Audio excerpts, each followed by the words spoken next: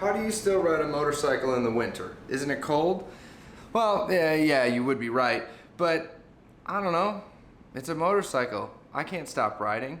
However, I will stop riding if it's snowing, there's ice out, or there's salt on the roads, because the beauty of Chicago is we salt our roads. Now, for the rest of the Americans, about 50 to 60% live above and in that snow belt, so I'm sure the rest of you experience the same thing.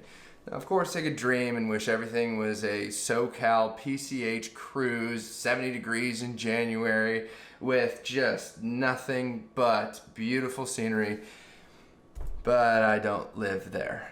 So we gotta make do with what we can here in the Midwest. And now the motorcycle industry likes to get you to spend money on products that you may or may not need. Now, of course, I would love to have heated gloves and a heated jacket and heated pants and heated socks and heated eyebrow warmers, but they're very, very expensive. When you start looking through Revzilla, Motorsport, a lot of these other websites that have a lot of this heated winter gear or just winter gear in general, you're gonna start to notice that it's very, very expensive. Not to mention the things that you need to buy for your bike. Like some manufacturers even do like the heated grips, the heated seats. I mean, heck, they probably have heated cup holders at this day and age. So I try to avoid spending any extra money than I have to. And with that, I tend to freeze a little bit. But I guess layer up. And typically I'll start with my base layers, which typically includes some sort of pant, as well as some long sleeve top, Under Armour, Costco, anything along those lines. And we kind of move forward to our mid layers, to which I add usually some thick socks, a t-shirt or a long sleeve t-shirt, and then sometimes if it's really cold like today when it's like in the low 40s, I'll wear like a nice Patagonia jacket or something with some sort of down and some wind protection, because that's always pretty good. But then finally, the last layer, the outer layer, which consists typically of a nice pair of Thermaline pants, track boots, because actually they're really pretty warm and they're better than just shoes, and of course the jacket. Now this is a non-ventilated jacket and it's half leather, half whatever else, and it comes with that interior lining, which sort of helps, but it's basically a vest. But other than that, helmet, gloves, and you're set and ready to go. And well, as for the bike, I don't do anything. Typically you'll see windscreens, covers for your hands so your hands don't get cold, heated grips, heated seats, and everything I kind of talked about earlier, but I've got none of that. And I kind of wish I had something, just because there's no wind protection whatsoever. So it does get kind of cold. But that all being said, let's actually go out and ride.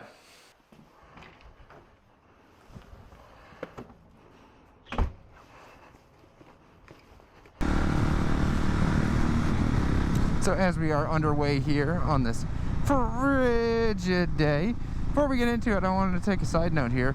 I was able to book my track times for 2024 through MotoVid. Whee! So I'll be there Labor Day weekend. I believe it's August 31st, that's Saturday, through that Monday, September 2nd. I'll be riding in the orange class. So if y'all want to come out and ride, all for it, baby. Here we go.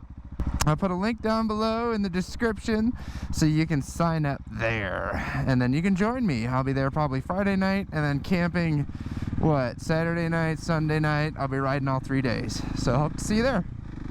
Anyway, back to it. So some chilly days in December here. Holy smokes. Can't believe I'm actually out and riding. Had a few days of snow, and seems pretty clear. We haven't snowed in a while here, so this should be probably the last ride for at least a little bit, I'm assuming. Yeah, I probably won't be able to get out another time, because I'm sorry, maybe I'm too much of a little bitch, but I don't ride when it's 30-something degrees. That is freaking cold. I would need a lot more fairings. I need the heated stuff. I need to spend the money on all that.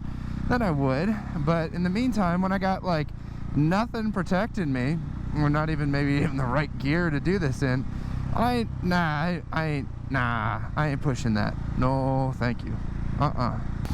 Oh yeah, we fogging up pretty good. Oh, it's still nice to get out though, even though there's nothing but traffic. Ah! Oh, hit with a leaf. I guess that is one downside that I have noticed is if you don't have a visor with the pin lock system to do the whole visory thing, or whatever, I don't even know what it's called. Good Lord, come on, man. The thingy where you put it on there, you know. Huh?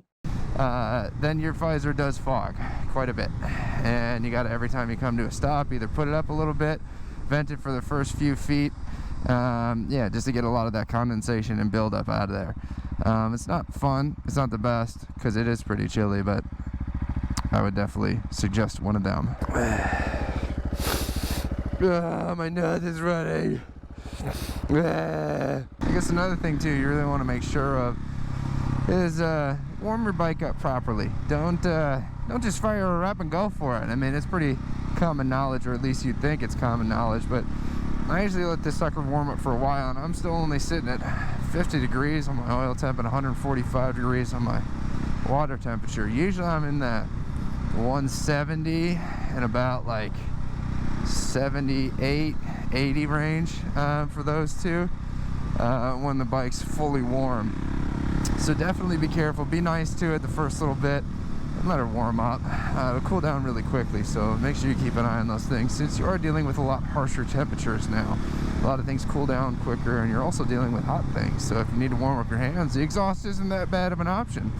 Yeah, and don't burn your pants, because I've burnt my pants before. How many cc? 690! Damn! Have fun, bro. Oh, I will, don't you worry. Gotta love it, man. People don't realize that these things are so like powerful. A lot of CCs going on. They're like, oh, is this as fast as an R6? Nope, but yeah, it's fun. Alright, so we're headed to this kind of cool little lake spot that I like to go to. Oh yeah, I'll get them. And yeah, we're gonna check that out over there.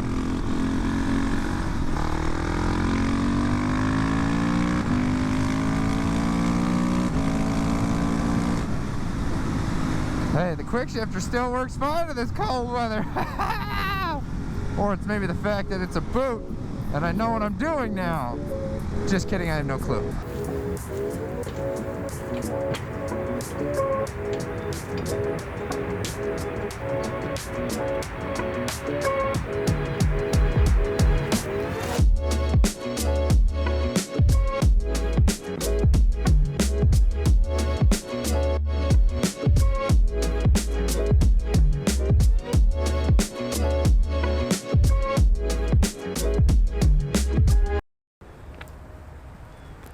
So I guess really at the end of the day, any time that you can ride, regardless of the time of year, is probably the best time to ride.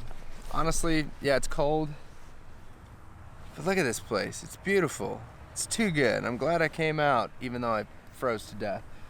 But just be smart about it. Layer up, take a lot of breaks. If you need to stop for a coffee, stop for a coffee. But yeah, try to get out and ride as much as you can. It's a lot of fun, and you might enjoy it even though it's freezing out. You can see a lot of pretty places in season and out of season. Oh, and I've been trying to color grade things lately. Yeah, so let me know what you think. I'm terrible at it. It's like a whole different science to it. I don't know how to do it, but trying to get better.